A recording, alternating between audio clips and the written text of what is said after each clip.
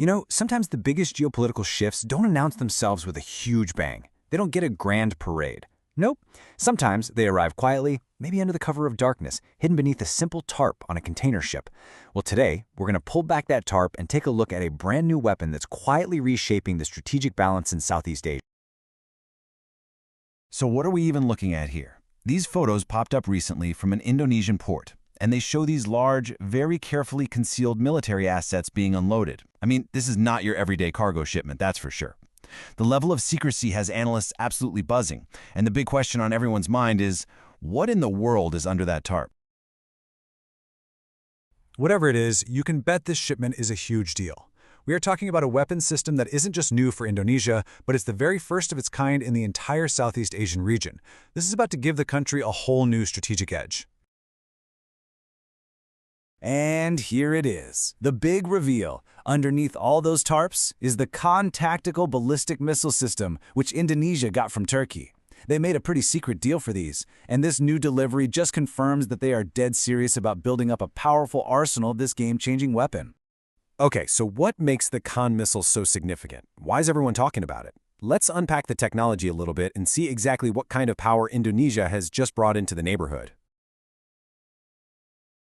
All right, so in simple terms, the Khan is a modern, truck-launched missile designed for one thing and one thing only, hitting specific, really important targets with extreme accuracy.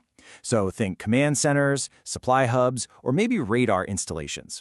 This isn't about carpet bombing. This is all about surgical strikes from a very long way away. And wow, these numbers, they really tell the story.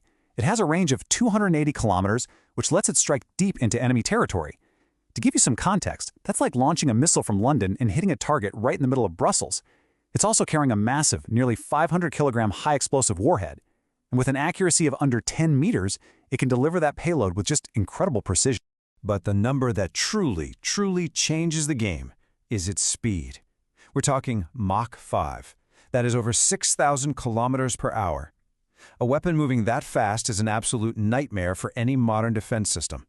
It's incredibly difficult to track, let alone intercept, which gives any target almost zero time to react. So let's just be super clear about the bottom line here. While its neighbors might have powerful air forces or navies, Indonesia is now the first and only country in all of Southeast Asia with a modern, land-based tactical ballistic missile. That is a unique capability that fundamentally sets it apart from everyone else.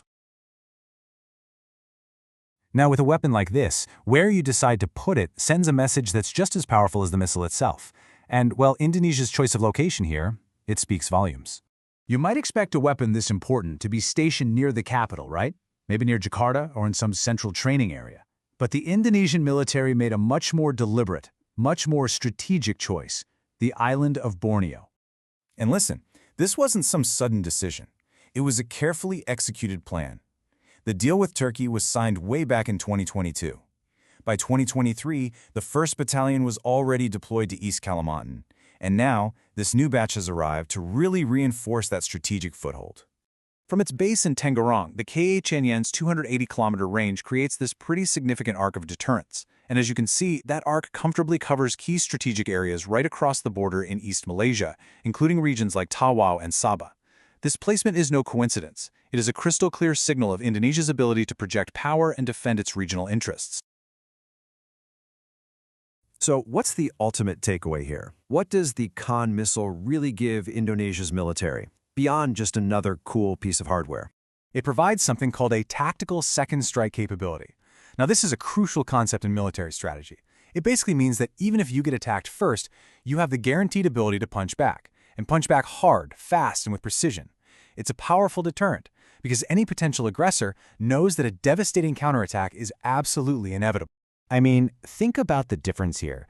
Before this, a military response would rely on scrambling fighter jets or deploying naval vessels, actions that take time and, can be countered. The Khan system, because it's mobile and land-based, offers a completely independent layer of response. It's faster, it's way harder to stop, and it perfectly complements Indonesia's existing air and sea power. And ultimately, that's what this is really all about. This isn't an offensive weapon designed for starting conflicts. It's a defensive tool meant to prevent them. It sends a clear message to the whole region that Indonesia has the strength and the advanced capability to defend its sovereignty and its strategic interests with overwhelming, precise force. You know, this development in Indonesia isn't happening in a vacuum.